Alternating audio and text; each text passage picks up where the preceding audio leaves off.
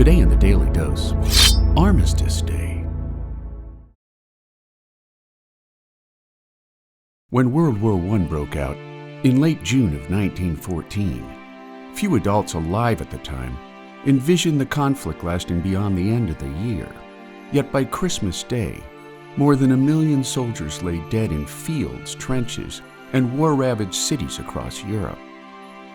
In a war that eventually spread throughout most of the world, including China and Japan, the first sign of an end to the conflict came in October of 1918, when the Ottoman Empire signed an armistice with the Allies, ending fighting in the Middle East, while days later, a disintegrating Austro-Hungarian Empire signed an armistice with Italy.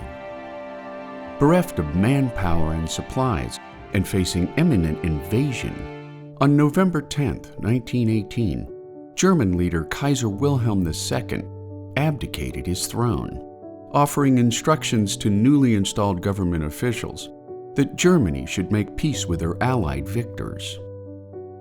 As a result, at 5 a.m. the next morning, after the German army formally surrendered in a rail car outside Compiègne, France, ending a bloody war of attrition that witnessed the death of 9 million soldiers, injuring an additional 21 million, with an estimated 5 million civilians taken by disease, starvation, and exposure.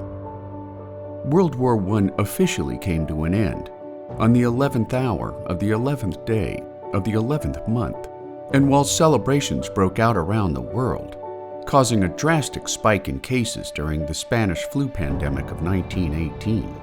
After 52 months of unimaginable bloodshed, celebrations on the eastern and western fronts were much more subdued. And this is the end of it, wrote Robert Casey of the 124th Field Artillery Regiment.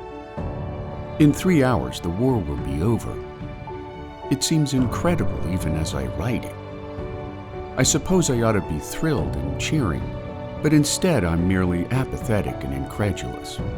There is some cheering across the river, occasional bursts of it as the news is carried to advanced lines. For the most part, though, we are in silence. With all is a feeling that it can't be true. For months we have slept under the guns. None of us can comprehend the stillness, making Armistice Day a bittersweet close in the war to end all wars.